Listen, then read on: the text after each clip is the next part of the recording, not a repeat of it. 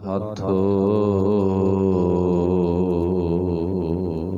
ਤੇਰੇ ਕਵਣ ਕਵਣ ਗੁਣ ਕਹਿ ਕਹਿ ਗਾਵਾਂ।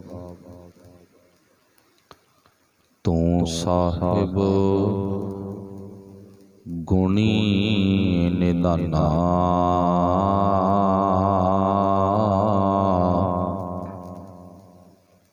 ਤੁਮਰੀ ਮਹਿਮਾ ਵਰਨ ਨਾ ਸਕੂੰ। ਤੂੰ ਠਾਕੁਰ ਊਚ ਭਗਵਾਨਾ,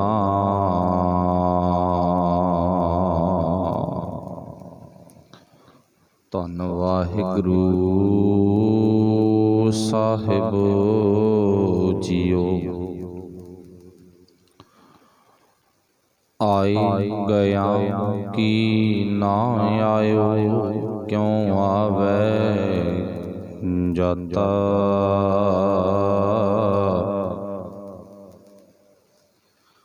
ਪ੍ਰੀਤਮ ਸਿਉ ਮਨ ਮਾਨਿਆ,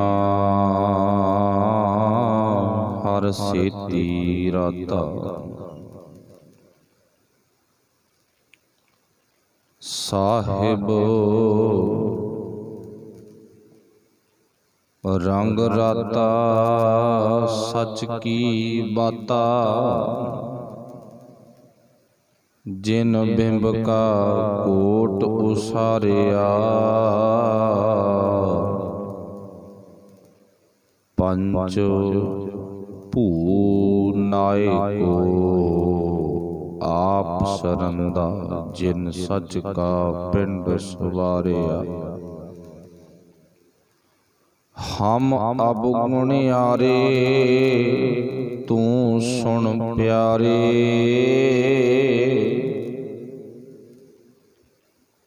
ਤੁਧ ਭਾਵੈ ਸਚ ਸੋਈ,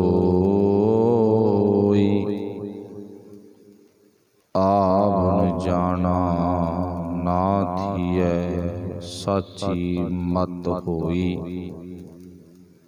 ਹਮ ਅਬ ਗੁਣਿਆਰੇ ਤੂੰ ਸੁਣ ਪਿਆਰੇ। ਤੁਧ ਪਾਵੈ ਸਚ ਸੋਈ,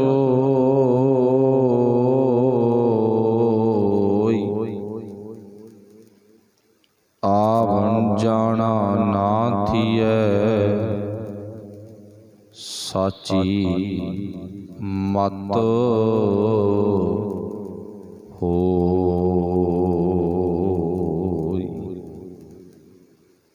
ਚਬਰ ਛਤਰ ਤਖਤ ਦੇ ਮਾਲਕ ਸਾਹਿਬ ਸ੍ਰੀ ਗੁਰੂ ਗ੍ਰੰਥ ਸਾਹਿਬ ਮਹਾਰਾਜ ਸੱਚੇ ਪਾਤਸ਼ਾਹ ਜੀ ਦੀ ਪਾਵਨ ਪਵਿੱਤਰ ਹਜ਼ੂਰੀ ਵਿੱਚ ਜੁੜ ਬੈਠੇ ਸਤਿਕਾਰਯੋਗ ਗੁਰੂ ਪਿਆਰਿਓ, ਆਪ ਸਾਰੇ ਹੀ ਵੱਡ ਭਾਗੇ ਹੋ ਸਾਹਿਬਾਂ ਦੀ ਪਾਵਨ ਬਾਣੀ ਸੁਣਨ ਦੇ ਲਈ, ਸਮਝਣ ਦੇ ਲਈ ਗੁਰੂ ਚਰਨਾਂ ਦੇ ਵਿੱਚ ਭੌਰਾ ਰੂਪ ਬਣ ਕੇ ਪਹੁੰਚਦੇ ਹੋ। ਆਓ ਗੁਰਬਾਣੀ ਸ਼ਬਦ ਸੂਹੀ ਰਾਗ ਦੇ ਵਿੱਚ ਧੰਨ ਗੁਰੂ ਨਾਨਕ ਸਾਹਿਬ ਮਹਾਰਾਜ ਵੱਲੋਂ ਉਚਾਰਨ ਕੀਤੀ ਹੋਈ ਪਾਵਨ ਬਾਣੀ ਅਸ਼ਟਪਦੀਆਂ ਦੇ ਰੂਪ ਵਿੱਚ, ਉਹਦੇ ਵਿੱਚੋਂ ਆਪਾਂ ਅੱਜ ਇੱਕ 3 ਨੰਬਰ ਬੰਦ ਪੜ੍ਹਿਆ। ਸੰਖੇਪ ਵਿਚਾਰ। ਗੁਰੂ ਪਾਤਸ਼ਾਹ ਮਿਹਰ ਕਰਨ ਗੁਰਬਾਣੀ ਦੀ ਵਿਚਾਰ ਅਸੀਂ ਆਪਣਾ ਵੱਡਾ ਸਾਰਾ ਜਿਗਰਾ ਕਰਕੇ ਸੁਣ ਵੀ ਲਈਏ ਅਤੇ ਸੁਣਾ ਵੀ ਦਈਏ। ਸਿਆਣਿਆਂ ਦੇ ਬੋਲਣੇ ਸੁਣਾਉਣ ਵਾਸਤੇ ਜੁਰਤ ਚਾਹੀਦੀ ਆ ਤੇ ਸੁਣਨ ਵਾਸਤੇ ਜਿਗਰਾ ਚਾਹੀਦਾ। ਸੱਚ ਸੁਣਨਾ ਵੀ ਔਖਾ ਤੇ ਸੱਚ ਸੁਣਾਉਣਾ ਵੀ ਔਖਾ। ਵਾਹਿਗੁਰੂ ਭਲਾ ਕਰੇ। ਆਓ ਗੁਰਬਾਣੀ ਸ਼ੁਰੂ ਕਰੀਏ। विचार शुरू करन तो पहला आपस विच गुरफतेह दी सांझ पाउणी। सब ने बोलना जी आखियो वाहिगुरू जी का खालसा वाहिगुरू जी की फतेह। अज दा पातशाह जी ने जो सानू विशा दिता वो है उस अकाल पुरख वाहिगुरू जी दा अपना घर, वो परमात्मा दा घर किहो जा है। कोशिश करांगे आपां इस गल नूं पूरे पूरे ध्यान दे नाल समझ सकीए। दुनिया दे विच जे आपां किसी भी जीव दी गल करिए ना, हर एक जीव अपनी अपनी मत मुताबक अपने रहन वाला मकान बहुत सोहना उसारदा है। कीड़ी नूं पुछिए, कीड़ी दे भी मकान आ जिहड़ा रिहाइश आ उहदी धरती दे विच है, पताल दे विच है। चूहे, कीड़े, निक्के निक्के होर किन्ने मर्जी जीव ला लो, सब दी आपो अपनी थां ते अपनी मत मुताबक सोहनी रिहाइश आ। फिर पंछियां ते ला लो, हर एक पंछी अपना आलना बनाउंदा। वो परमात्मा ने उन्हां नूं सुभाअ दिता भी तुसीं अपना आलना आप बनाउणा, हिम्मत करनी है। बहुते बड़े जीव ने घोरनियां च रहिंदे ने, पर बहुते वो जीव भी ने, पंछी ने जिहड़े आलणे तो रहत रहिंदे ने, आलणे हुंदे ने, पर वो अजिहा बनाउंदे ने भी कोई बहुता खूबसूरत नहीं हुंदा, केवल एक ढांचा तैयार कीता हुंदा गा। रात वो दिन भर दरख्तां दे टहणियां ते बैठ के गुजारदे ने। पर सच इह आ पिछे सब दे शक्ति है जिहड़ी ताकत आ वो परमात्मा काम करदा। धरती विच कीड़ियां नूं बचाउंदा कौन आ? परमात्मा। घोरनियां विच जीवां नूं बचाउंदा कौन आ? परमात्मा। आलणियां विच बैठे जीवां नूं बचाउंदा कौन है? परमात्मा। टहणियां ते बैठे जीवां नूं बचाउंदा कौन है? परमात्मा। पर जे आपां परमात्मा नूं वेखीए, परमात्मा जी तूं इन्ने चंगे काम करदा, तेरा घर भी कोई होऊगा ना? वो कहंदा बिल्कुल हैगा। कित्थे आ? वो गुरु तो पुछांगे आपां। पहलां विच दी इक गल जरूर नोट करियो, किसी ने बड़ी सूझ दे नाल समझ दे नाल इस गल नूं देख के ना अपनियां अखां दे नाल अखीं डिठा दृश्य अपनी कलम दे नाल लिख दिता। वो कहंदा ऐ मनुख देख, तेरे नालों पंछी ने ना जिहड़े, उन्हां नूं परमात्मा ते किन्ना भरोसा। असीं कहांगे किवें? वो रात नूं दरख्त दे ना टहणियां ते सौ जांदे आ, बैठे बैठे अपनी रात गुजारदे आ। पर परमात्मा दी शक्ति, परमात्मा दी कला उन्हां सुते पे टहणियां ते बैठे पंछियां नूं रब जी डिग्गण नहीं दिंदा।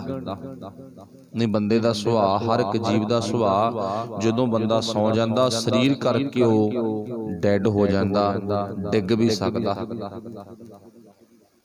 पर इथों समझना की आपां भी जिहड़ा परमात्मा सुते पे पंछियां नूं टहणियां तो डिग्गण नहीं दिंदा, ते फिर जे सानू परमात्मा ते भरोसा होवे, सानू किवें वो सिट देवेगा? कदे हो नहीं सकदा। वो परमात्मा सानू सुट देवे, वो परमात्मा सानू धक्का दे देवे, कदे भी नहीं हो सकदा। हुण इत्थे पातशाह जी ने जिक्र किया रब जी का घर, वो परमात्मा का घर। जिन्ने शरीर रूपी घर ने, ये सारे परमात्मा के घर ने। बंदे ने अपने रहन दे लई अपना घर बहुत मजबूत बनाया अपनी समर्था मुताबक। जे मान लो ना किसी ने झोंपड़ी भी पाई है ना, ਤਾਂ ਉਹਦੇ ਵਿੱਚ ਵੀ ਥੰਮੀਆਂ, ਕਾਨੇ, ਕਾਗਜ਼ ਅਗਲਾ ਕੋਸ਼ਿਸ਼ ਕਰਦਾ ਮਜ਼ਬੂਤ ਕਰਨ ਦੀ, ਵੀ ਮਜ਼ਬੂਤੀ ਤੋਂ ਰਹਿਤ ਨਹੀਂ, ਮਜ਼ਬੂਤ ਬਣਾਉਂਦਾ ਵੀ ਮੀਂਹ ਦੇ ਵਿੱਚ ਵੀ ਇਹ ਮੇਰੀ ਝੁੱਗੀ ਆ ਨਾ ਜਿਹੜੀ ਉਹ ਕਾਇਮ ਰਹੇ, ਹਵਾ ਵਿੱਚ ਡਿੱਗੇ ਨਾ, ਫਟੇ ਨਾ। ਉਹਨੇ ਆਪਣੀ ਝੁੱਗੀ ਤੇ ਜ਼ੋਰ ਲਾਇਆ ਪੂਰਾ ਵੀ ਕਿਸੇ ਵੀ ਮੁਸ਼ਕਲ ਦੇ ਵਿੱਚ ਮੇਰੀ ਰਹਿਣ ਵਾਲੀ ਥਾਂ, ਝੁੱਗੀ, ਝੌਂਪੜੀ ਇਹ ਡਿੱਗੇ ਨਾ। ਬੰਦੇ ਨੇ ਆਪਣੇ ਵੱਲੋਂ ਉਹਦੇ 'ਚ ਮਜ਼ਬੂਤੀ ਬਣਾਈ ਆ। ਤੇ ਅੱਗੇ ਜੇ ਗੱਲ ਆਪਾਂ ਘਰ ਦੀ ਕਰੀਏ ਨਾ, ਤੇ ਆਪਾਂ ਨੂੰ ਪਤਾ ਸਾਰਿਆਂ ਨੂੰ ਜਿਹੜਾ ਘਰ ਹੈਗਾ ਉਹ ਤਾਂ ਬੰਦਾ ਬਣਾਉਂਦਾ ਹੀ ਮਜ਼ਬੂਤ ਆ, ਭਾਵੇਂ ਕੋਈ ਛੋਟਾ ਤੇ ਭਾਵੇਂ ਕੋਈ ਵੱਡਾ। ਆਪਣੀ ਸਮਰੱਥਾ ਦੇ ਮੁਤਾਬਕ ਬੰਦਾ ਘਰ ਬਣਾਉਣ ਲੱਗਿਆ। ਮਜ਼ਬੂਤੀ ਦਾ ਜ਼ਿਕਰ ਵਿੱਚ ਦੀ ਜ਼ਰੂਰ ਕਰਦਾ, ਕਿੰਨੀ ਡੂੰਘੀ ਨਿਉ, ਜਿੰਨੀ ਡੂੰਘੀ ਨਿਉ ਆ ਉਨੀ ਉੱਪਰ ਉਸਾਰੀ ਹੋ ਸਕਦੀ ਆ, ਉਨੀ ਮਜ਼ਬੂਤੀ ਵੱਧ।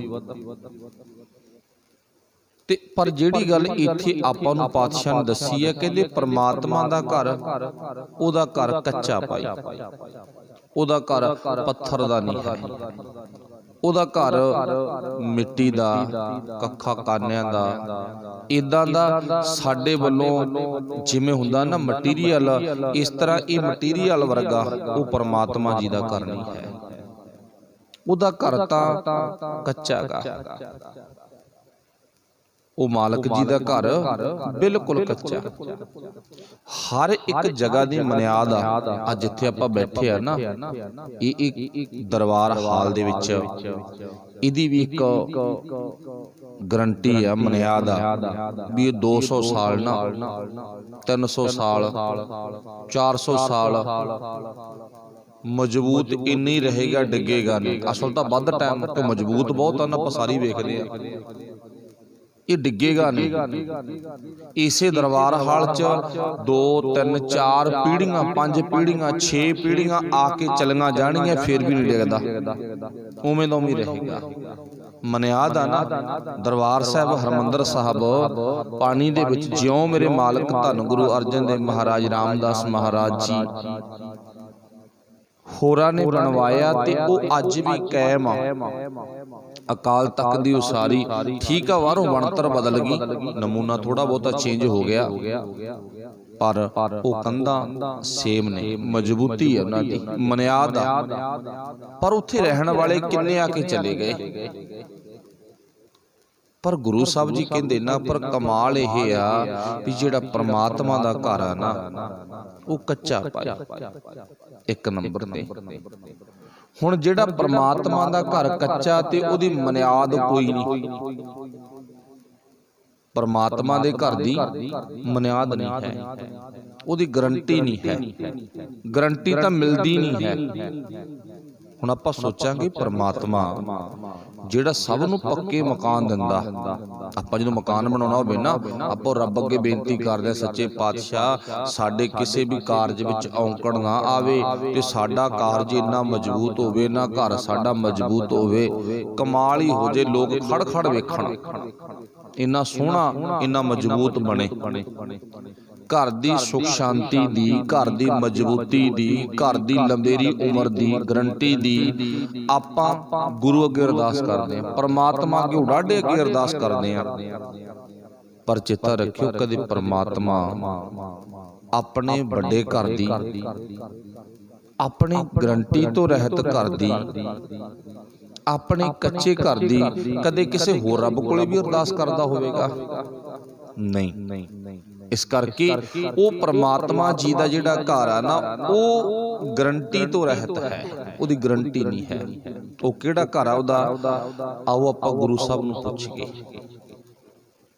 ਲੋਕਾਂ ਦਾ ਜਿਹੜਾ ਘਰ ਆ ਨਾ, ਉਹਦਾ ਮਟੀਰੀਅਲ ਹੋਰ ਲੱਗਿਆ, ਪੰਛੀਆਂ ਦੇ ਘਰ ਤੇ ਮਟੀਰੀਅਲ ਕੱਖਾਂ ਕਾਨਿਆਂ ਦਾ ਲੱਗ ਗਿਆ, ਘੋਰਨੇ ਬਣ ਗਏ, ਖੁੱਡਾਂ ਬਣ ਗਈਆਂ, ਆਪੋ ਆਪਣੀ ਪੰਛੀਆਂ ਦੀ, ਜੀਵਾਂ ਦੀ ਜਿਵੇਂ ਜਿਵੇਂ ਸੋਚਾ ਉਹਨਾਂ ਨੇ ਉਵੇਂ ਉਵੇਂ ਆਪਣਾ ਦਰਵਾਜ਼ਾ, ਆਪਣਾ ਘਰ ਬਣਾਇਆ ਗਾ।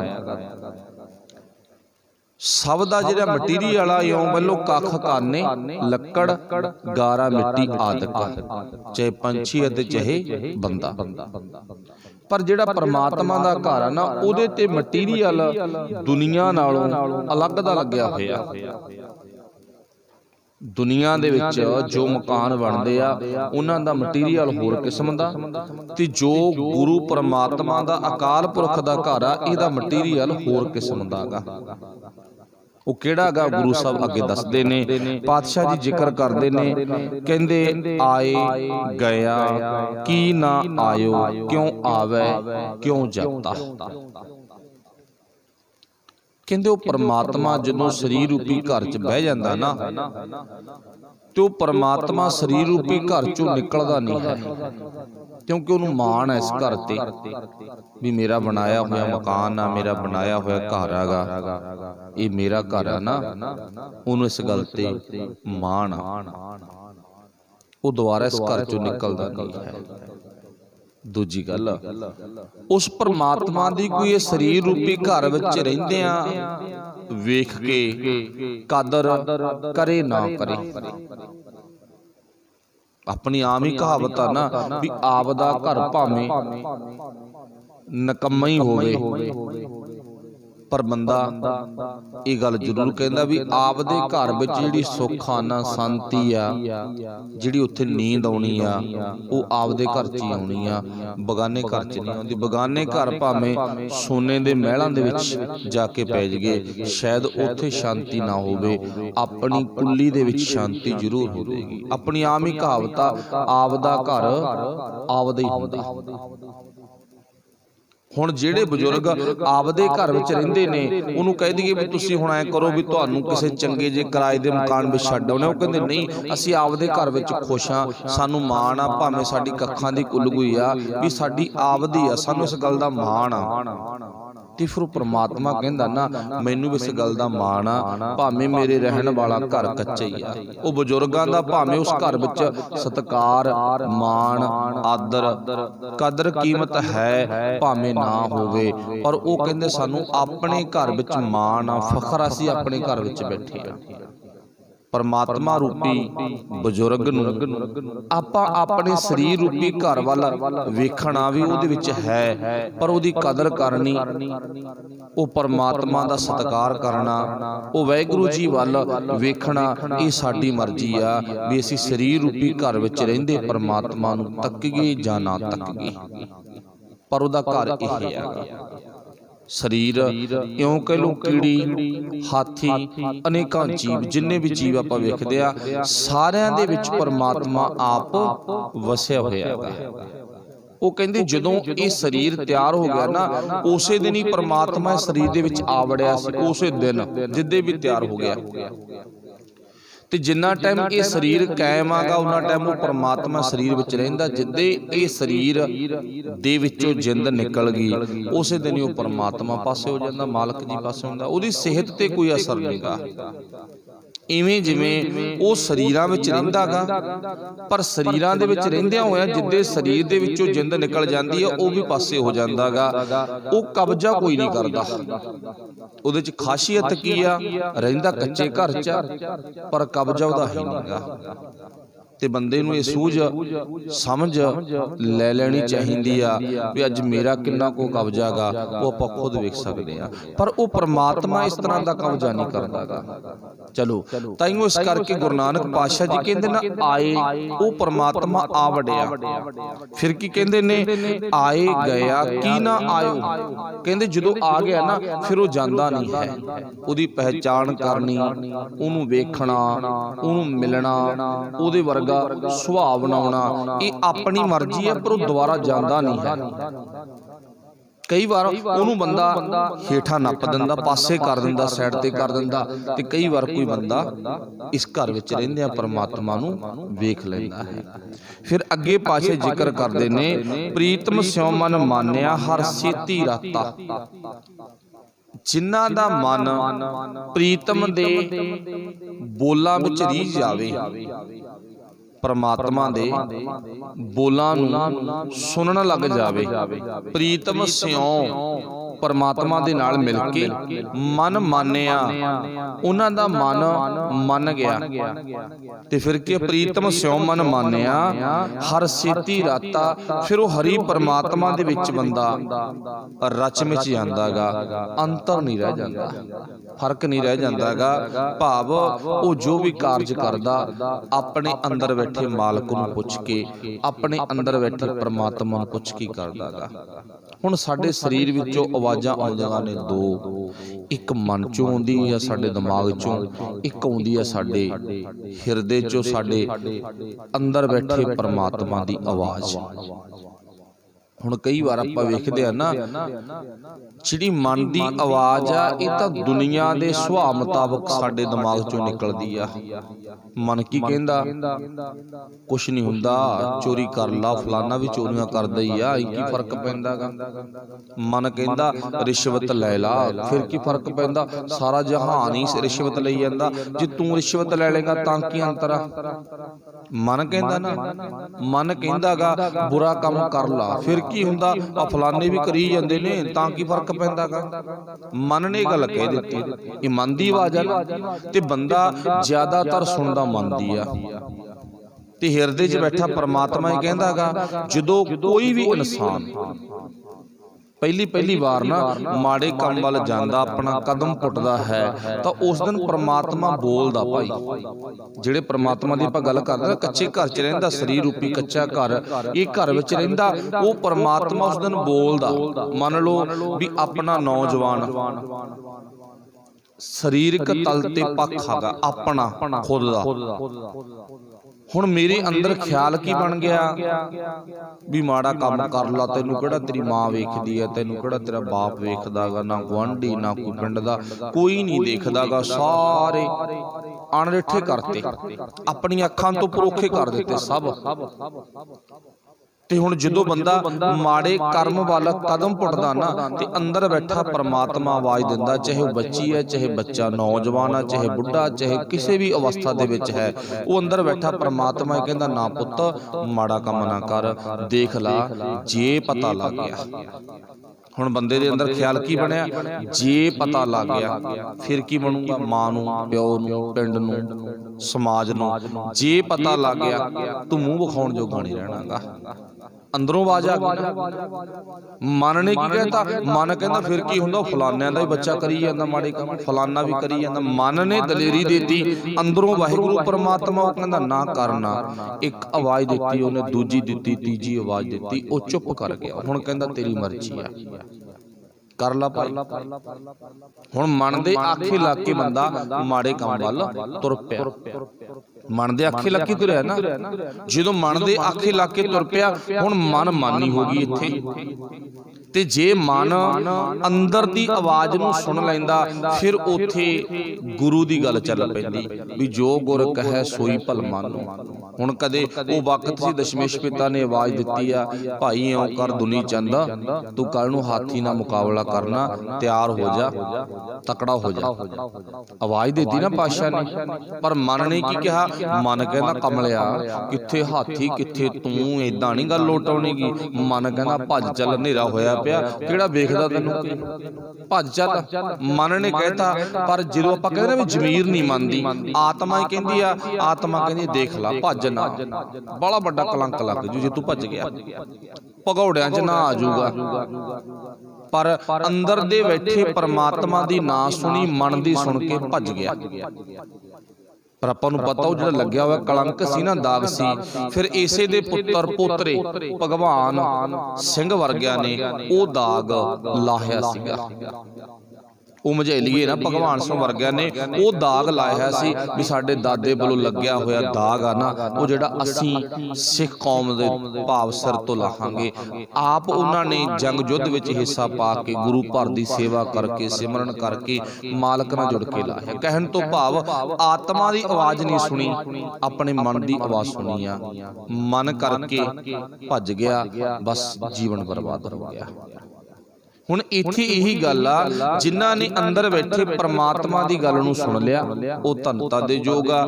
ਜਿਨ੍ਹਾਂ ਨੇ ਮਨ ਦੀ ਗੱਲ ਨੂੰ ਮੁੱਖ ਰੱਖਿਆ ਉਹ ਭਾਈ ਆਪਣੇ ਜੀਵਨ ਤੋਂ ਖਿਸਕ ਗਏ, ਭਟਕ ਗਏ, ਕਹਿ ਲੋ ਉਹਨਾਂ ਦਾ ਜੀਵਨ ਬਰਬਾਦ ਹੋ ਗਿਆ। ਫਿਰ ਗੁਰੂ ਸਾਹਿਬ ਜੀ ਕਹਿੰਦੇ ਨੇ, ਕਹਿੰਦੇ ਪ੍ਰੀਤਮ ਸਿਉ ਮਨ ਮਾਨਿਆ, ਜਿਨ੍ਹਾਂ ਦਾ ਅੰਦਰ ਬੈਠੇ ਪ੍ਰਮਾਤਮਾ ਦੀ ਪ੍ਰੀਤਮ ਦੀ ਗੱਲ ਸੁਣ ਕੇ ਮਨ ਮੰਨ ਜਾਵੇ, ਫਿਰ ਅੱਗੇ ਹਰ ਸੇਤੀ ਰਾਤਾ, ਕਹਿੰਦੇ ਉਹ ਇੱਕ ਅਕਾਲ ਪੁਰਖ ਵਾਹਿਗੁਰੂ ਜੀ ਦੇ ਨਾਲ ਅਭੇਦ ਹੋ ਜਾਂਦੇ ਨੇ। ਉਹਨਾਂ ਦਾ ਆਪਸ ਵਿੱਚ ਕੋਈ ਵੀ ਫਰਕ ਨਹੀਂ ਰਹਿੰਦਾਗਾ। ਫਰਕ ਕਿੱਥੇ ਆ? ਜਦੋਂ ਬੰਦਾ ਅੰਦਰ ਬੈਠੇ ਪ੍ਰਮਾਤਮਾ ਦੀ ਗੱਲ ਨਹੀਂ ਸੁਣਦਾ। ਵਾਹਿਗੁਰੂ ਭਲਾ ਕਰੇ ਜੇ ਆਪਾਂ ਇਸ ਗੱਲ ਤੇ ਅੰਕੜੇ ਕੱਢਣੇ ਹੋਣ ਨਾ, ਸਾਡੇ ਸਮਾਜ ਦੇ ਵਿੱਚ ਧਰਮੀ ਅਖਵਾਉਣ ਵਾਲੇ ਲੋਕ ਉਹ ਵੀ ਖੁਦ ਬੈਠੇ ਅੰਦਰ ਪ੍ਰਮਾਤਮਾ ਦੀ ਗੱਲ ਨਹੀਂ ਸੁਣਦੇ, ਅੰਦਰ ਮਨ ਦੀ ਗੱਲ ਸੁਣਦੇ ਨੇਗੇ। ਤੇ ਆਪਾਂ ਰੋਜ਼ ਜਪਜੀ ਸਾਹਿਬ ਜੀ ਦੀ ਪਾਵਨ ਬਾਣੀ ਵਿੱਚ ਪੜ੍ਹਦੇ ਹਾਂ ਨਾ, ਮੰਨੈ ਮਾਰਗ ਠਾਕ ਨਾ ਪਾਏ, ਮੰਨੈ ਪਤ ਸਿਉ ਪ੍ਰਗਟ ਜਾਏ। ਜਿਹੜਾ ਵੀ ਮੰਨ ਗਿਆ ਪਤ ਸਿਉ ਇੱਜ਼ਤ ਨਾਲ, ਮੰਨੈ ਪਤ ਸਿਉ ਪ੍ਰਗਟ ਜਾਏ, ਉਹ ਪ੍ਰਗਟ ਸ਼ੋਭਾ ਹੋ ਪਾਏ, ਉਹਦੀ ਇੱਜ਼ਤ ਹੋਊਗੀ। ਪਰ ਜੇ ਬੰਦੇ ਅੰਦਰ ਬਹਿਬਤਾ ਨੇ, ਸ਼ਰਾਰਤਾਂ ਨੇ, ਫੇਰ ਨਹੀਂ। ਫਿਰ ਤਾਂ ਸਾਡੇ ਸਮਾਜ ਵਿੱਚ ਬੜੇ ਸਮਾਜ ਸੇਵੀ ਹੁੰਦੇ ਨੇ, ਪਰ ਉਹਨਾਂ ਦੀ ਜ਼ਿੰਦਗੀ 'ਚ ਕਲੰਕ ਲੱਗ ਜਾਂਦਾ। ਉਹ ਮਨ ਪਿੱਛੇ ਲੱਗ ਕੇ ਤੁਰੇ ਸੀ ਨਾ, ਆਤਮਾ ਪਿੱਛੇ ਲੱਗ ਕੇ ਨਹੀਂ। ਕਿਉਂਕਿ ਆਪਾਂ ਬੜੇ ਵਾਰੀ ਸੁਣਿਆ ਵੀ ਜਿਹੜਾ ਆਪਾਂ ਕੋਈ ਆਪਣੇ ਵੱਲੋਂ ਦਸਵੰਧ ਕੱਢਦੇ ਆ ਨਾ, ਉਹਨੂੰ ਪੁੰਨ ਜਾਣ ਕੇ ਨਾ ਕਰੋ ਵੀ ਜੇ 10 ਕੱਢਤੇ ਤੇ ਮੈਨੂੰ ਇੰਨੇ ਮਿਲਣਗੇ ਨਾ। ਉਹ ਕਿਸੇ ਦੀ ਲੋੜ ਪੂਰੀ ਕਰਨ ਦੇ ਲਈ ਆਪਾਂ ਆਪਣੇ ਵੱਲੋਂ ਦਸਵੰਧ ਕੱਢ ਦਿੱਤਾ ਤੇ ਉਹਨੂੰ ਨਾਲ ਦੀ ਨਾਲ ਭੁੱਲ ਜਾਓ। ਭੁੱਲਣ ਤੋਂ ਭਾਵ ਕੀ ਹੈ? ਭਾਵ ਮੇਰਾ ਫਰਜ਼ ਸੀ ਕਿਸੇ ਦੀ ਲੋੜ ਪੂਰੀ ਕਰਨਾ, ਮੇਰਾ ਫਰਜ਼ ਸੀ ਨਾ ਕਿਸੇ ਦੀ ਲੋੜ ਪੂਰੀ ਕਰਨਾ, ਕਿਸੇ ਦਾ ਸਹਾਰਾ ਬਣਨਾ। ਪਰ ਜੇ ਆਪਾਂ ਗਿਣਤੀ ਮਿਣਤੀ ਕਰਦੇ ਰਹਾਂਗੇ ਫਿਰ ਗੱਲ ਨਹੀਂ ਚੱਲਣੀ। ਇਹ ਗੁਰੂ ਨਾਨਕ ਦੇ ਘਰ 'ਚ ਗਿਣਤੀ ਹੈ ਹੀ ਨਹੀਂ।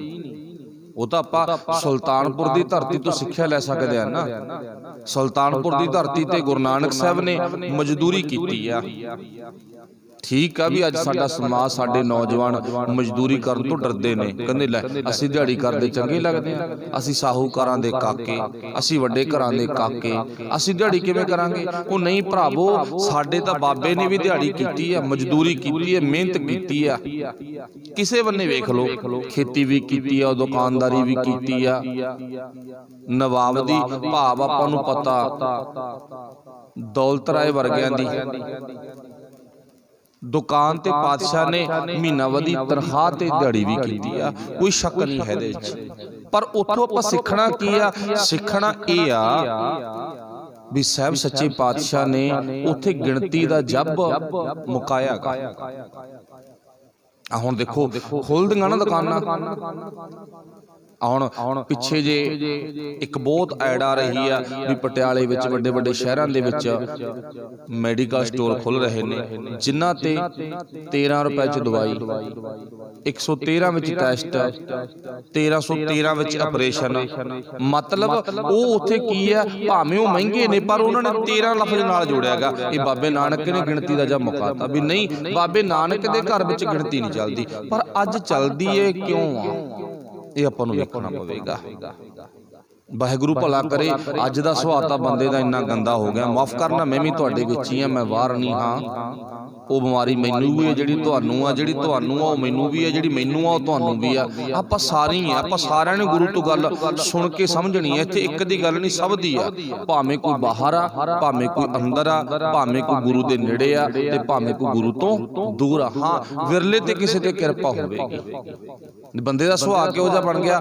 ਬੰਦਾ ਤਾਂ ਪਾਣੀ ਦੀਆਂ ਘੁੱਟਾਂ ਵੀ ਗਿਣਦਾ ਵੀ ਕਿੰਨੀਆਂ ਪਾਣੀ ਦੀਆਂ ਘੁੱਟਾਂ ਪੀ ਗਿਆ, ਕਿੰਨੀਆਂ ਬੁਰਕੀਆਂ ਖਾ ਗਿਆ, ਕਿੰਨੀਆਂ ਰੋਟੀਆਂ ਖਾ ਗਿਆ, ਕਿੰਨੇ ਟਾਈਮ ਵਿੱਚ ਖਾਧੀਆਂ। ਬੰਦਾ ਸਭ ਕੁਝ ਨੋਟ ਕਰਦਾ। ਇਹ ਬੰਦੇ ਦੇ ਮਨ ਦੀ ਬਿਮਾਰੀ ਆ। ਪਰ ਜੇ ਆਤਮਾ ਨੂੰ ਕੁਛ ਨਾ ਹੋਵੇ, ਆਤਮਾ ਨਹੀਂ ਇਸ ਗੱਲ ਤੇ ਸਹਿਮਤੀ ਦਿੰਦੀਗੀ। ਠੀਕ ਹੈ ਨਾ। ਹੁਣ ਇਥੋਂ ਸਿੱਧ ਕੀ ਹੋਇਆ ਵੀ ਪਾਤਸ਼ਾਹ ਜੀ ਕਹਿੰਦੇ ਨਾ, ਭਾਈ ਗਿਣਤੀ ਦਾ ਸਿਸਟਮ ਤਾਂ ਮੁਕਾਤਾ। ਜਿੱਥੇ ਪਿਆਰ ਹੋਵੇ, ਤੇ ਸਿੱਖ ਦੇ ਵਿੱਚ ਤਾਂ ਪਿਆਰ ਬਹੁਤ ਜ਼ਿਆਦਾ ਹੁੰਦਾ ਗਾ। 10ਵੇਂ ਪਾਤਸ਼ਾਹ ਨੇ ਨਾ ਸਿੱਖ ਨੂੰ ਤਾਂ ਰੁਤਬਾ ਹੀ ਪਿਆਰੇ ਦਾ ਦਿੱਤਾ ਗਾ। ਰੁਤਬਾ ਪਿਆਰੇ ਦਿੱਤਾ ਨਾ। ਤੇ ਭਾਈ ਪੂਰਨ ਸਿੰਘ ਜੀ ਪਿੰਗਲਵਾੜੇ ਵਾਲੇ, ਉਹਨਾਂ ਨੇ ਜਦੋਂ ਪਹਿਲਾ ਪਿੰਗਲਾ ਲੈਤਾ ਨਾ, ਪਹਿਲਾ ਭਾਵ ਕੇਸ ਆਇਆ ਨਾ ਕੋਲੇ ਕੋੜੀ ਵਾਲਾ, ਤੇ ਉਹ ਪਹਿਲੇ ਪਿੰਗਲੇ ਦਾ ਨਾਮ ਪੂਰਨ ਸਿੰਘ ਨੇ ਪਿਆਰਾ ਹੀ ਰੱਖਿਆ ਸੀ। ਉਹਨਾਂ ਦਾ ਨਾਮ ਕੋਈ ਹੋਰ ਨਹੀਂ ਸਕਿਆ, ਪਿਆਰਾ ਹੀ ਰੱਖਿਆ ਸੀਗਾ। ਤੇ ਦਸ਼ਮੇਸ਼ ਪਿਤਾ ਨੇ 5 ਪਿਆਰਿਆਂ ਦੀ ਚੋਣ ਕੀਤੀ ਹੈ, ਨਾਮ ਪਿਆਰਾ ਹੀ ਰੱਖਿਆਗਾ। ਮੇਰੇ 5 ਪਿਆਰੇ, ਅਤੀ ਪਿਆਰੇ, ਥੋੜੇ ਨਹੀਂ ਬਹੁਤ ਜ਼ਿਆਦਾ ਪਿਆਰੇ। ਇਹਨਾਂ ਗੱਲਾਂ ਤੋਂ ਸਾਨੂੰ ਸਮਝ ਕੀ ਆਉਂਦੀ ਆ ਵੀ ਗੁਰੂ ਤਾਂ ਹੈ ਹੀ ਪਿਆਰ ਦਾ ਸਮੁੰਦਰ ਆ, ਪਿਆਰ ਦਾ ਖਜ਼ਾਨਾ ਗਾ, ਪਰ ਉਹ ਸਾਡੇ ਵਿੱਚ ਕਿੱਥੇ ਹੈ? ਨਿਗਾਹ ਮਾਰਨੀ ਪਊ ਥੋੜੀ ਜੀ। ਫਿਰ ਇਸ ਕਰਕੇ ਪਾਤਸ਼ਾਹ ਕਹਿੰਦੇ ਜਿੱਥੇ ਪਿਆਰ ਆ ਨਾ, ਤੇ ਫਿਰ ਉੱਥੇ ਭਾਈ ਗਿਣਤੀ ਖਤਮ ਹੋ ਜਾਂਦੀ ਆ, ਉੱਥੇ ਗਿਣਤੀ ਨਹੀਂ ਰਹਿੰਦੀ। ਆਪਣੀ ਗੱਲ ਸੀ ਵੀ ਸਾਹਿਬ ਸੱਚੇ ਪਾਤਸ਼ਾਹ ਕਹਿੰਦੇ ਜਦੋਂ ਮਨ ਮੰਨ ਗਿਆ, ਜਦੋਂ ਮਨ ਗੁਰੂ ਦੇ ਆਖੇ ਲੱਗ ਗਿਆ ਨਾ, ਰੱਬ ਜੀ ਦੇ ਆਖੇ ਲੱਗ ਗਿਆ, ਉਦੋਂ ਇਹ ਗਿਣਤੀ ਵਾਲੇ ਚੱਕਰ ਚੋਂ ਬਾਹਰ ਨਿਕਲ ਜਾਵੇਗਾ। ਇੱਥੇ ਇੱਕ ਨਹੀਂ ਹੋਰ ਪੁਆਇੰਟ ਲੈ ਲਓ। ਆਪਾਂ ਨੂੰ ਪਤਾ ਦਸ਼ਮੇਸ਼ ਪਿਤਾ ਜੀ ਧੰਨ ਗੁਰੂ ਗੋਬਿੰਦ ਸਿੰਘ ਮਹਾਰਾਜ ਜਦੋਂ ਆਪਣੇ ਪਿਆਰਿਆਂ ਨੂੰ, ਗੁਰੂ ਦੇ ਸਿੱਖਾਂ ਨੂੰ ਨਾ ਤਨਖਾਹਾਂ ਬਣਦੇ ਸਨ, ਮਾਫ ਕਰਨਾ ਇੱਥੇ ਤਨਖਾਹ ਲਫ਼ਜ਼ ਵਰਤਣਾ ਪੈ ਗਿਆ। ਪਾਤਸ਼ਾਹ ਜੀ ਜਦੋਂ ਸੇਵਾ ਫਲ ਦਿੰਦੇ ਸੀ, ਜਿਹੜੇ ਤਾਂ ਸਰਦੇ ਵਰਦੇ ਕਰਦੇ ਸੀ, ਚਲੋ ਉਹਨਾਂ ਦਾ ਆਪਣਾ ਸੁਭਾਅ, ਜਿਹੋ ਜੀ ਮਰਜ਼ੀ ਸੇਵਾ ਕਰਨ, ਗੁਰੂ ਪਾਤਸ਼ਾਹ ਵੱਲੋਂ ਹਦਾਇਤ ਆ। ਪਰ ਜਿਹੜੇ ਲੋੜਵੰਦ ਸੀ ਨਾ, ਪਾਤਸ਼ਾਹ ਉਹਨਾਂ ਨੂੰ ਸੇਵਾ ਫਲ ਗਿਣ ਕੇ ਨਹੀਂ ਸੀ ਦਿੰਦੇਗੇ। ਤੁਸੀਂ ਪੁੱਛੋਗੇ ਵੀ ਕਿਵੇਂ ਦਿੰਦੇ ਸੀ? ਪਾਤਸ਼ਾਹ ਉਹਨਾਂ ਨੂੰ ਨਾ ਸੇਵਾ ਫਲ ਢਾਲਾਂ ਭਰ ਦਿੰਦੇ ਸੀ, ਇੰਨੀ ਸ਼ਰਧਾ ਸੀ ਮੇਰੇ ਮਾਲਕ ਅੰਦਰ। ਦੇਖੋ ਢਾਲ ਕੋਈ ਆਪਣੀ ਆਮ ਢਾਲ ਨਹੀਂ ਵੀ ਅੱਜ ਐਡੀ ਕੁ ਢਾਲ ਉਹ ਨਿੱਕੀ ਜੀ, ਉਹ ਵੱਡੇ ਵੱਡੇ ਬੱਠਲਾਂ ਵਰਗੀਆਂ ਢਾਲਾਂ ਸੀ। ਇੰਨੀਆਂ ਢਾਲਾਂ ਭਰ ਕੇ ਗੁਰੂ ਸਿੱਕਿਆਂ ਦੀਆਂ ਆਪਣੇ ਪਿਆਰਿਆਂ ਨੂੰ ਦਿੰਦਾ ਸੀ। ਇੱਥੇ ਸਿੱਧ ਕੀ ਹੈ ਵੀ ਗੁਰੂ ਗਿਣਤੀ ਤੋਂ ਉੱਪਰ ਆ, ਜਿੱਥੇ ਪਿਆਰ ਆ ਉੱਥੇ ਗਿਣਤੀ ਨਹੀਂ ਹੈ। ਹੁਣ ਇੱਥੇ ਪਾਤਸ਼ਾਹ ਜੀ ਕਹਿੰਦੇ ਜਦੋਂ ਅਸੀਂ ਗੁਰੂ ਦੀ ਗੱਲ ਨੂੰ ਸੁਣ ਕੇ, ਅੰਦਰ ਬੈਠੇ ਪ੍ਰਮਾਤਮਾ ਦੀ ਗੱਲ ਨੂੰ ਸੁਣ ਕੇ, ਆਹ ਸਰੀਰ ਰੂਪੀ ਕੱਚੇ ਘਰ ਵਿੱਚ ਰਹਿ ਰਹੇ ਪ੍ਰਮਾਤਮਾ ਦੀ ਗੱਲ ਸੁਣ ਕੇ ਮੰਨ ਗਏ ਨਾ, ਉਹਦੇ ਸਾਡੇ ਜੀਵਨ 'ਚ ਪਿਆਰ ਪੈਦਾ ਹੋ ਜੂ। ਤੇ ਉਸ ਦਿਨ ਸਾਡੇ ਜੀਵਨ 'ਚੋਂ ਜਿੰਨਾ ਵੀ ਮੰਨ ਲਓ ਵੀ ਗਲਤ ਪੁਆਇੰਟ ਨੇ, ਉਹ ਸਾਰੇ ਖਤਮ ਹੋ ਜਾਣਗੇ, ਇੱਕ ਵੀ ਅੰਦਰ ਨਹੀਂ ਰਹਿਣਾ। ਮੰਨ ਲਓ ਵੀ ਉਸ ਦਿਨ ਸਾਡੀਆਂ ਸਾਰੀਆਂ ਬਿਮਾਰੀਆਂ ਖਤਮ ਹੋ ਜਾਣਗੀਆਂ। ਅੱਜ ਦਾ ਹੁਕਮਨਾਮਾ ਸਾਹਿਬ ਵੀ ਹੈ ਨਾ, ਪਾਤਸ਼ਾਹ ਜ਼ਿਕਰ ਕੀ ਕਰਦੇ ਨੇ? ਪਾਤਸ਼ਾਹ ਜੀ ਕਹਿੰਦੇ ਨਾ, ਜਿਨ੍ਹਾਂ ਦੇ ਅੰਦਰ ਉਹ ਪਰਮਾਤਮਾ ਦਾ ਨਾਮ ਵਸ ਗਿਆ, ਜਿਨ ਕੈ ਅੰਤਰ ਤੂੰ ਵਸੈ, ਜਿਨ੍ਹਾਂ ਦੇ ਅੰਦਰ ਉਹ ਵਾਹਿਗੁਰੂ ਵਸ ਗਿਆ, ਤੇ ਉਹਨਾਂ ਦੇ ਅੰਦਰੋਂ ਹਉਮੈ ਵਰਗੀਆਂ ਬਿਮਾਰੀਆਂ ਖਤਮ ਹੋ ਜਾਂਦੇ ਨੇ। ਕਿ ਹਉਮੈ ਰੋਗ ਗਏ, ਉਹਨਾਂ ਦੇ ਹਉਮੈ ਵਰਗੇ ਰੋਗ ਗਏ, ਖਤਮ ਹੋ ਗਏ, ਤੇ ਅੰਦਰੋਂ ਸਕੂਨ ਵਿੱਚ, ਸ਼ਾਂਤੀ ਵਿੱਚ ਆ ਜਾਂਦੇ ਨੇ। ਫਿਰ ਪਾਤਸ਼ਾਹ ਜੀ ਕਹਿੰਦੇ ਨੇ, ਕਹਿੰਦੇ ਭਾਈ ਇਹ ਖੇਡ ਕਿਹਦੀ ਹੈ? ਇਹ ਉਹ ਪਰਮਾਤਮਾ ਦੀ ਹੈ। ਅੰਦਰ ਬੈਠਾ ਗੁਰੂ, ਅੰਦਰ ਬੈਠਾ ਪਰਮਾਤਮਾ ਸਾਨੂੰ ਇਹ ਸੇਧ, ਇਹ ਗਿਆਨ ਬਖਸ਼ਿਸ਼ ਕਰਦਾ ਹੈ, ਜੇ ਅਸੀਂ ਇਸ ਗਿਆਨ ਦੇ ਧਾਰਨੀ ਬਣ ਜਾਈਏ। ਚਲੋ ਆਪਣਾ ਪੱਖ ਸੀ ਪਰਮਾਤਮਾ ਦਾ ਘਰ ਕਿਹੜਾ ਹੈ? ਆ ਸਰੀਰ ਉਹ ਪਰਮਾਤਮਾ ਦਾ ਘਰ ਹੈ। ਇਹ ਉਹ ਪਰਮਾਤਮਾ ਦਾ ਘਰ ਜਿਹੜਾ ਸਰੀਰ ਹੈ ਨਾ, ਤੇ ਫਿਰ ਜਿਹੜੀ ਉਹ ਆਵਾਜ਼ ਅੰਦਰੋਂ ਜ਼ਮੀਰ ਚੋਂ ਦਿੰਦਾਗਾ, ਤੇ ਉਹਦੀ ਆਵਾਜ਼ ਨੂੰ ਜ਼ਰੂਰ ਸੁਣ ਲਾ, ਉਹਦੀ ਆਵਾਜ਼ ਨੂੰ ਜ਼ਰੂਰ ਆਪਾਂ ਸੁਣੀਏ। ਪਰਮਾਤਮਾ ਅੰਦਰ ਬੈਠਾ ਕਦੇ ਝੂਠ ਨਹੀਂ ਬੋਲਦਾ, ਤੇ ਮਨ ਸਾਡਾ ਝੂਠ ਬੋਲਦਾਗਾ। ਮਨ ਜਦੋਂ ਝੂਠ ਬੋਲਦਾ ਨਾ, ਕਦੇ ਸੁਣ ਕੇ ਦੇਖੋ ਆਪਣੇ ਅੰਦਰ ਦੀ ਆਵਾਜ਼, ਆਪਣੇ ਆਪ ਨੂੰ ਨਾ ਲੱਭ ਕੇ ਵੇਖੋ ਮੈਂ ਕੀ ਹਾਂ। ਜਦੋਂ ਆਪਾਂ ਨਾ ਝੂਠ ਬੋਲਾਂਗੇ ਤੇ ਚੇਤਾ ਰੱਖਿਓ ਅੰਦਰੋਂ ਆਵਾਜ਼ ਆਊ, ਦੇਖ ਲਾ ਉਹ ਤਾਂ ਤੂੰ ਝੂਠ ਬੋਲਦਾ, ਚੱਲ ਕੋਈ ਨਾ, ਫਿਰ ਕੀ ਹੋ ਗਿਆ? ਮਨ ਨੇ ਫਿਰ ਸੁਨੇਹਾ ਦਿੱਤਾ, ਤਾਂ ਕੀ ਫਰਕ ਪੈਂਦਾ, ਫਲਾਣੇ ਵੀ ਝੂਠ ਬੋਲੀ ਜਾਂਦੇ। ਜਦੋਂ ਮਾੜਾ ਜਿਹਾ ਵੀ ਮਨ ਦੇ ਵਿੱਚ ਏਰ ਫੇਰ ਆ ਗਿਆ ਨਾ, ਅੰਦਰੋਂ ਆਵਾਜ਼ ਜ਼ਰੂਰ ਆਉਂਦੀ ਆ, ਪਰ ਉਹ ਆਵਾਜ਼ ਸੁਣਨੀ ਹੁੰਦੀ ਆ। ਇਹਨੂੰ ਕਹਿੰਦੇ ਨੇ ਪਰਮਾਤਮਾ ਇਉਂ ਅੰਦਰ ਬੈਠਾ ਭਾਈ ਦਿੰਦਾ ਹੈਗਾ। ਤੇ ਜਿਨ੍ਹਾਂ ਨੇ ਸੁਣ ਲਈ ਉਹ ਭਾਈ ਫਿਰ ਤੁਰ ਪਏ, ਉਹ ਕੁਛ ਕਰਨ ਦੇ ਲਈ ਚੜ ਪਏ, ਉਹ ਕੁਛ ਕਰਨ ਦੇ ਲਈ ਨਾ ਮਾਰਗ ਅਪਣਾ ਲਿਆ ਉਹਨਾਂ ਨੇ। ਚਲੋ ਸੱਚੇ ਪਾਤਸ਼ਾਹ ਫਿਰ ਅੱਗੇ ਲਿਖਦੇ ਨੇ, ਕਹਿੰਦੇ ਸਾਹਿਬ ਰੰਗ ਰਾਤਾ ਸੱਚ ਕੀ ਬਾਤਾ, ਜਿਨ ਬਿੰਬ ਕਾ ਕੋਟ ਉਸਾਰਿਆ। ਆਪਾਂ ਪਹਿਲਾਂ ਸੁਣਿਆ ਸੀ ਵੀ ਪਰਮਾਤਮਾ ਦਾ ਕੱਚਾ ਘਰ, ਉਹਦਾ ਕੱਚਾ ਘਰ ਵੀ ਅਜਿਹਾ ਗਾ ਵੀ ਜਿਹਦੇ ਵਿੱਚ ਉਹਨੇ ਕੋਈ ਸਪੈਸ਼ਲ ਕਿਸੇ ਦੁਕਾਨ ਤੋਂ ਮਟੀਰੀਅਲ ਨਹੀਂ ਲੈ ਕੇ ਆਂਦਾ। स्पैशल ना किसी भी दुकान तो परमात्मा ने अपना घर बनाने दे लई कोई लक्कड़ बालन कोई गाडर कोई सीमेंट सरिया इदां लेके नहीं आंदा कुछ भी। परमात्मा ने आपदा घर काहदा बनायागा। फिर गुरु साहब ने जो इत्थे गल लिखी है माफी मैं मंगदागा भी मैं खुल के गल नहीं कर सकांगा। ठीक है भी किसी ने पूछना होवे तो बाद में तुसीं जरूर पूछ लियो, पर इत्थे मैं संखेप इदां ही कहांगा भी परमात्मा ने अपना घर ना पानी दा बनायागा। परमात्मा ने अपना घर पानी दा बनायागा। उन्हें पानी दियां कंधां कड्ढीਆਂ ने किते पूरे वर्ल्ड दे विच आपां निगाह मार के वेखो पानी दियां कंधां हन किसी भी किले नूं। हाँ कोई किला कोई मकान कोई घर पानी विच तां हो सकदा, ओदी भाव जाड़ा जिहड़ी न्यौ आ ओह धरती दे तल ते होवेगी, उदां पानी विच हो सकदा कोई मकान, पर पानी दियां कंधां नहीं होणीਆਂ। आप थोड़ा थोड़ा अपने दिमाग नूं ना एक बारी विचार सुनते सुनते घुमा के वेखो भी यार गल तां पक्की आ भी जो गुरु कहंदा भी गल सच्ची आ भी मैं नहीं अज तक देखिया भी कोई पानी दा किला उसरिया पिया होवे। पानी दियां कंधां हना मुश्किल ना किते भी नहीं हन। अच्छा गुरु ने गल ओह कीती आ जिहड़ी गल दा कोई जवाब ना दे सके। चलो मान लो पता ही नहीं किन्ना को टाइम हो गया दुनिया सजी नूं आ मनुखता धरती आकाश पताल बनिया नूं पता नहीं किन्ना को वक्त हो गया, पर इन्ने पिछे वक्त वल आपां निगाह मार के देखिए अज तक इस गल दे मुताबक किसी ने पानी दी कंध बनाई भी नहीं ते ना आउण वाले टाइम च बना सके कोई, भावें कोई विग्यानी जिड्डा मर्जी कहंदा कहाउंदा होवे, जिन्ना मर्जी कहंदा कहाउंदा विग्यानी होवे खोजकारी होवे, पर पानी दा किला उसार नहीं सकदा। पर कमाल रब जी दी उन्हें एक पानी दी बूंद तो ना बहुत बड़ा किला बना दिता, एडा वड्डा किला बना दिता जिहड़े किले चो आप रहिंदा गा।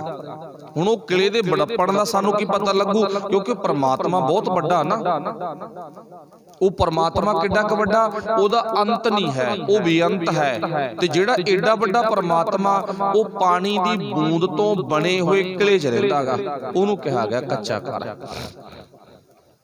फिर साहब सच्चे पातशाह ने इत्थे जिक्र की कीता, कहंदे साहिब रंग राता सच की बाता, सच्चियां बातां सुन के बंदा साहिब दे रंग विच रंगिया जांदा गा। जो गुरु गल सुणाउंदा ना वो बिल्कुल सच्ची आ। तुर की बाणी आई तिन सगली चिंत मटाई।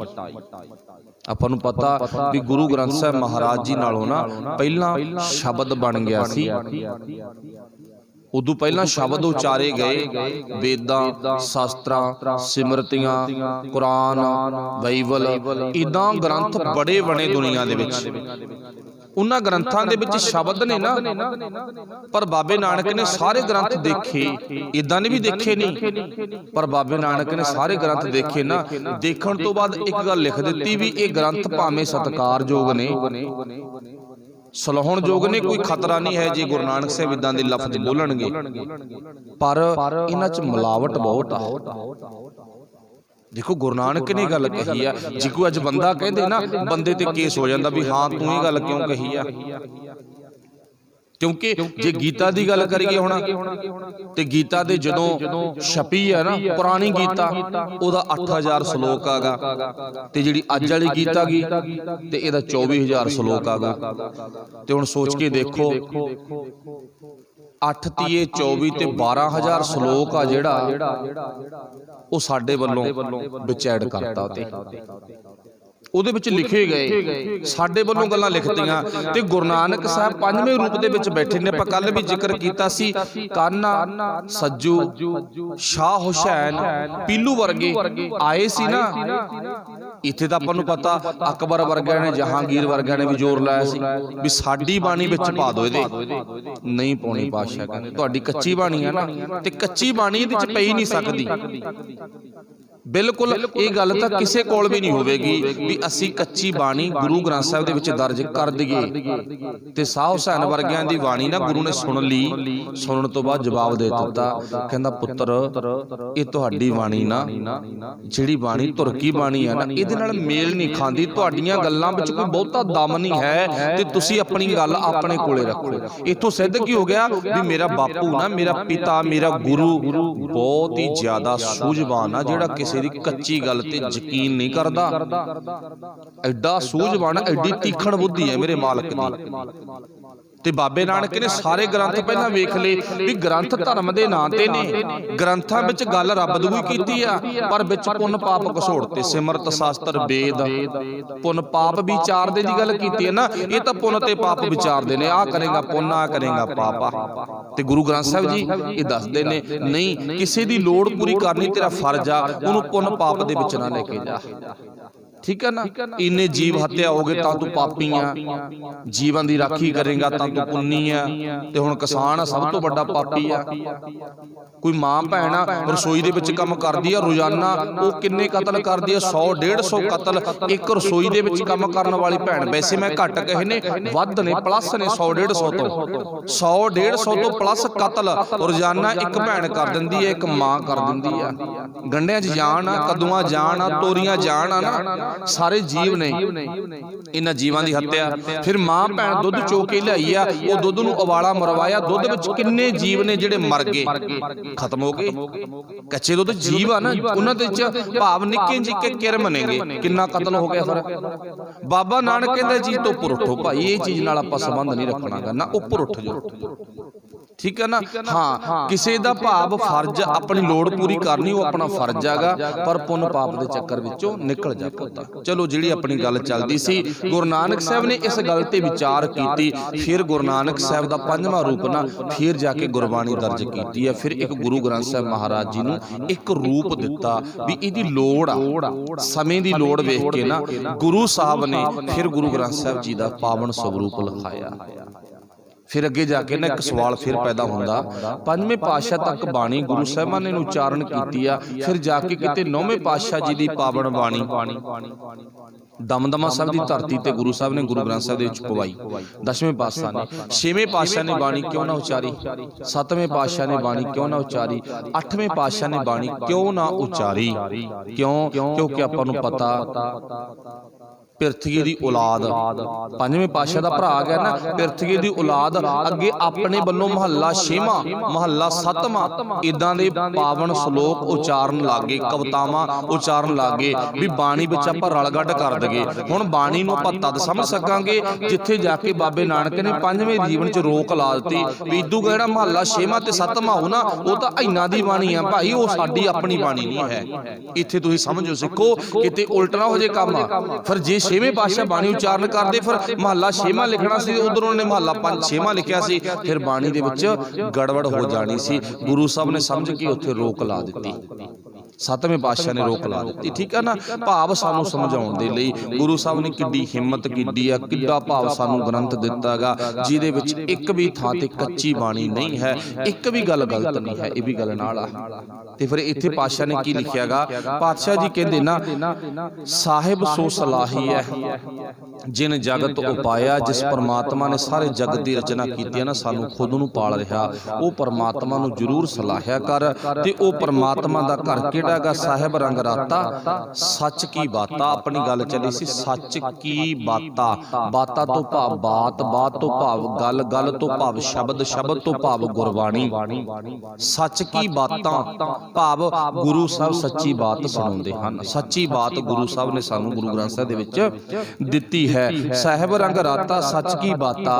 फिर ओ पातशाह कित्थे बैठे ने, परमात्मा कित्थे बैठा, जिन जिस परमात्मा ने अकाल पुरख वाहिगुरु जी ने की कीतागा, पातशाह जी कहंदे ना बिंब का कोट उचारिया, बिंब तो भाव पानी दी बूंद, पानी दी बूंद तो कोट, कोट मींस किला गढ़, ओ परमात्मा ने पानी दी बूंद तो एक एडा वड्डा घर बना दिता जिस घर दे विच ओ परमात्मा आप बैठ गया। जिहड़ी अपनी पिछे विचार चल रही सी वो सी कि परमात्मा अंदर बैठे दी आपां आवाज सुणीए ते अपने शरीर विचों ਹਮੇਸ਼ਾ ਦੋ ਆਵਾਜ਼ਾਂ ਆਉਂਦੀਆਂ ਨੇ, ਇੱਕ ਮਨ ਦੀ ਤੇ ਇੱਕ ਆਤਮਾ ਦੀ। ਆਤਮਾ ਦੀ ਆਵਾਜ਼ ਨੂੰ ਆਪਾਂ ਸੁਣਨਾ, ਉਹਨੂੰ ਅਣਗੌਰ ਨਹੀਂ ਕਰਨਾਗਾ, ਤੇ ਮਨ ਦੀ ਬਾਤ ਆ ਜਿਹੜੀ ਉਹ ਘੱਟ ਸੁਣਨੀ ਚਾਹੀਦੀ ਆ, ਬਹੁਤੀ ਨਹੀਂ ਸੁਣਨੀ ਚਾਹੀਦੀ। ਮਨ ਆ ਜਿਹੜਾ ਇਹ ਬੰਦੇ ਨੂੰ ਭਟਕਾ ਦਿੰਦਾ ਗਾ, ਤੇ ਜਿਹੜੀ ਆਤਮਾ ਗੀ ਉਹ ਸਬਰ ਦੇ ਵਿੱਚ ਲੈ ਜਾਂਦੀ ਹੈਗੀ।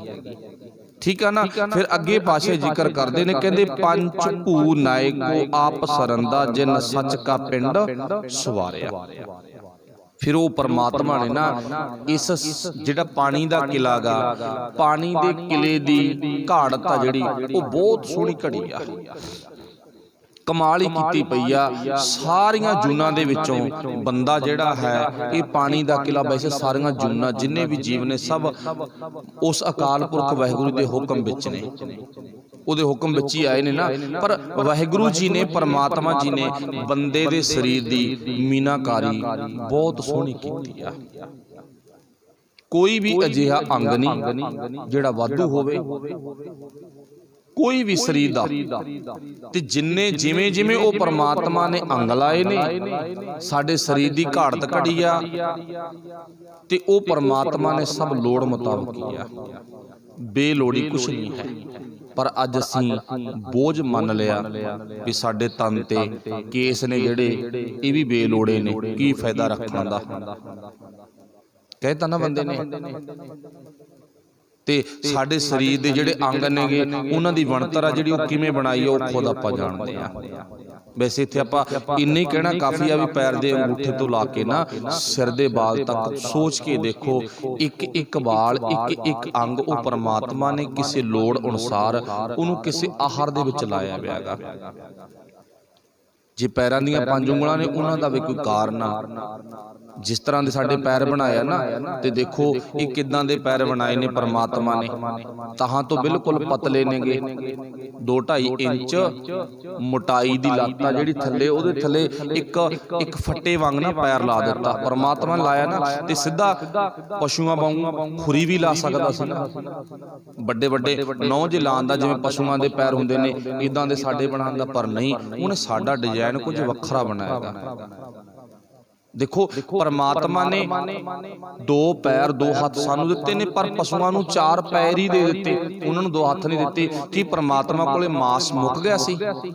ਕੀ ਪਰਮਾਤਮਾ ਕੋਲੇ ਮਟੀਰੀਅਲ ਮੁੱਕ ਗਿਆ ਸੀ? ਨਹੀਂ। ਕਹਿਣ ਤੋਂ ਭਾਵ ਉਹਨੇ ਬੰਦੇ ਨੂੰ ਬਹੁਤ ਸੋਹਣੇ ਢੰਗ ਨਾਲ ਸ਼ਿੰਗਾਰਿਆ ਗਾ, ਬਹੁਤ ਸੁੱਜੇ ਢੰਗ ਨਾਲ ਸ਼ਿੰਗਾਰਿਆ ਗਾ। ਇਸ ਕਰਕੇ ਉਹ ਪਰਮਾਤਮਾ ਨੇ ਜੋ ਵੀ ਅੰਗ ਲਾਏ ਨੇ ਸਭ ਆਪਣੇ ਵੱਲੋਂ 1 ਨੰਬਰ 'ਚ ਕੰਮ ਕੀਤਾ, 2 ਨੰਬਰ 'ਚ ਕੰਮ ਨਹੀਂ ਕੀਤਾ।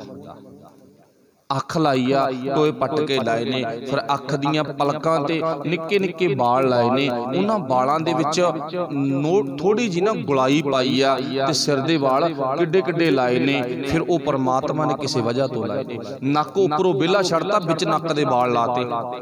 ਦੇਖੋ ਕਿਉਂ ਇਹੋ ਜਿਹਾ ਸਰੀਰ ਕਿਉਂ ਬਣਾਇਆ ਪਰਮਾਤਮਾ ਨੇ, ਲੋੜ ਕੀ ਸੀ ਉਹਨੂੰ? ਪਰ ਉਹਨੇ ਸ਼ਿੰਗਾਰ ਕੀਤਾਗਾ, ਕਮਾਲ ਕਰ ਦਿੱਤੀ।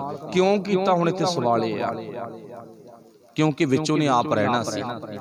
ਬਾਣੀ ਦੀ ਜਿਹੜੀ ਅੱਜ ਦੀ ਸ਼ਬਦ ਦੀ ਆਰੰਭਤਾ ਨੂੰ ਇਹੀ ਹੈ ਨਾ ਵੀ ਭਾਵ ਪਰਮਾਤਮਾ ਦਾ ਘਰ, ਉਹ ਪਰਮਾਤਮਾ ਦਾ ਘਰ ਮਿੱਟੀ ਦਾ ਅਜਿਹਾ ਕੱਚਾ ਘਰ ਹੈ, ਜਿਹੜਾ ਕੱਚਾ ਘਰ ਪਾਣੀ ਦੀ ਬੂੰਦ ਤੋਂ ਬਣਿਆ ਹੋਇਆ ਹੈਗਾ। ਪਾਣੀ ਦੀਆਂ ਕੰਧਾਂ ਕੱਢੀਆਂ ਹੋਈਆਂ ਨੇ, ਜਲ ਕੀ ਭੀਤ, ਭੀਤ ਮੀਨਜ ਕੰਧ, ਪਵਨ ਕਾ ਥੰਬਾ, ਤੇ ਹਵਾ ਦਾ ਪਿੱਲਰ ਲੱਗਿਆ ਹੋਇਆ ਹੈਗਾ। ਤੇ ਹੁਣ ਸਰੀਰ ਨੂੰ ਹਵਾ ਦਾ ਪਿੱਲਰ ਕਾਹਦਾ ਲੱਗਿਆ? ਸਾਹਾਂ ਦਾ। ਜਿੱਦੇ ਸਾਹ ਮੁੱਕ ਗਏ ਤੇ ਸਰੀਰ ਕਿਸੇ ਕੰਮ ਦਾ ਨਹੀਂ ਗਾ। ਜਿੱਦੇ ਪਿੱਲਰ ਡਿੱਗ ਪਿਆ, ਛੱਤ ਤਾਂ ਆਪਣੇ ਆਪ ਹੀ ਡਿੱਗ ਪੂ, ਛੱਤ ਨੂੰ ਸਿੱਟਣ ਦੀ ਲੋੜ ਨਹੀਂ, ਪਿੱਲਰ ਨੂੰ ਕੱਢ ਦੋ ਵਿੱਚੋਂ, 7 ਮਕਾਨ ਆਪਣੇ ਆਪ ਡਿੱਗ ਪੂ। ਪਿੱਲਰ ਦੇ ਸਿਰ ਤੇ, ਥੰਮਲੇ ਦੇ ਸਿਰ ਤੇ ਹੀ ਭਾਵ ਕੀ ਹੈ? ਪੂਰੇ ਦਾ ਪੂਰਾ ਮਕਾਨ ਆਗਾ। ਤੇ ਸਾਡੇ ਸਰੀਰ ਨੂੰ ਥੰਮਲਾ ਕਾਹਦਾ ਲੱਗਿਆ? ਸਵਾਸਾਂ ਦਾ, ਹਵਾ ਦਾ। ਜਲ ਦੀਆਂ ਕੰਧਾਂ, ਜਲ ਕੀ ਭੀਤ ਪਵਨ ਕਾ ਥੰਬਾ, ਰਕਤ ਬੁੰਦ ਕਾ ਗਾਰਾ, ਹਾੜ ਮਾਸ ਨਾੜੀ ਕੋ ਪਿੰਜਰ। ਅੱਗੇ ਕੀ ਲਿਖਿਆ? ਵਿੱਚ ਪੰਖੀ ਵਸੈ ਵਿਚਾਰਾ। ਜਿਹੜਾ ਉੱਥੇ ਭਗਤ ਰਵਿਦਾਸ ਨੇ ਪੰਖੀ, ਪੰਖੀ ਮੀਨਜ ਪੰਛੀ, ਪੰਛੀ ਜਿਹੜਾ ਅੰਦਰ ਵਸਦਾ ਨਾ, ਉਹ ਪੰਛੀ ਹੀ ਪਰਮਾਤਮਾ ਹੈ। ਵਿੱਚ ਪੰਖੀ ਵਸੈ ਵਿਚਾਰਾ। ਫਿਰ ਕੀ ਲਿਖਿਆ? ਪ੍ਰਾਨੀ ਕਿਆ ਮੇਰਾ ਕਿਆ ਤੇਰਾ, ਜੈਸੇ ਤਰਵਰ ਪੰਖ ਵਸੇਰਾ।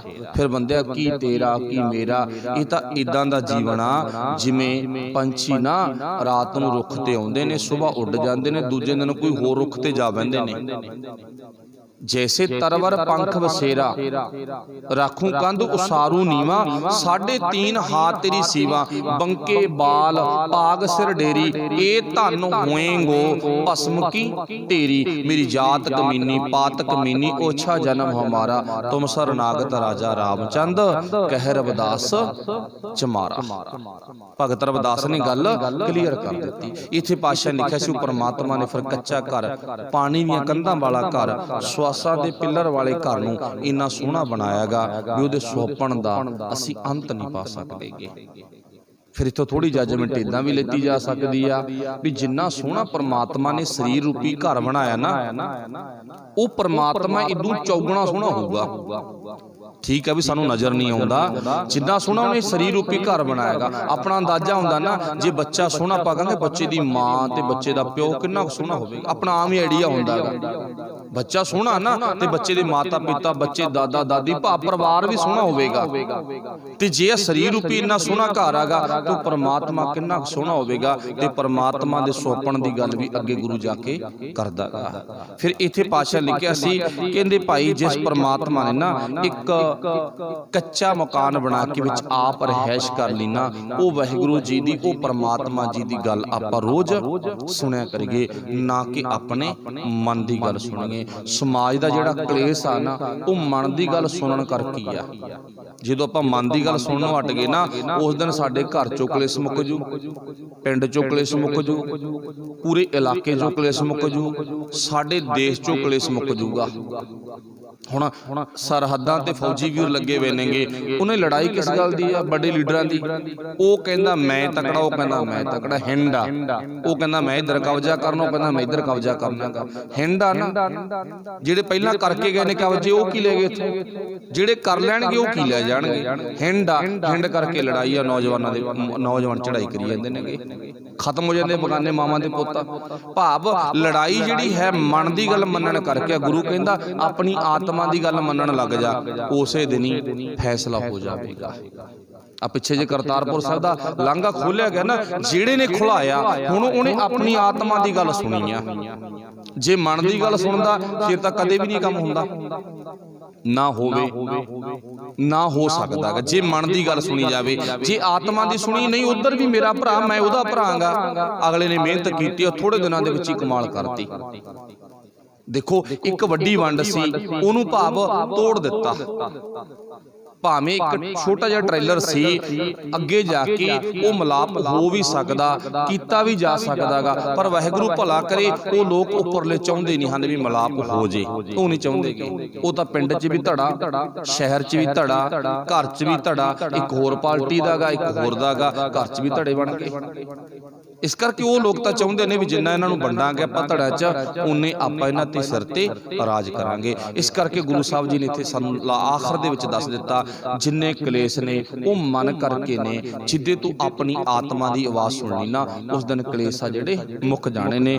लास्ट विच पातशाह जी कहंदे प्रीतम सो मन मान्य हर सेती राता, साहिब रंग राता अगे किछा बिंब की बाता, जिन बिंब का कोट उसारिया, पंच भूनाए को आप सरंदा, जिन पिंड सच का पिंड सवारिया। फिर लास्ट विच पातशाह जी कहंदे ने हम अवगण यारे, तू सुन प्यारे, तुद भावै सच सोई, मैं अवगण हारा हाँ, तू मेरी गल सुन, मेरी अवगण हारे दी बेनती सुन ला। फिर पातशाह जी कहंदे ने आवण जाना ना थीए, साची मत होई, फिर मेरा आउणा जाना जिहड़ा वो मुक जावेगा। भाव मैं जमन मरण तो उपर उठ जावांगा, मेरी जिंदगी दे कलेश मुक जाणगे, झगड़े मुक जाणगे।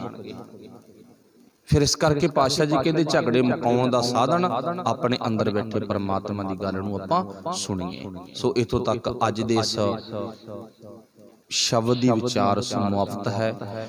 विचार करदे तो बड़ियां भुल्लां रह जांदियां ने। गुरु ते गुरु की संगत बख्शण योग है। सब दा धन्नवाद।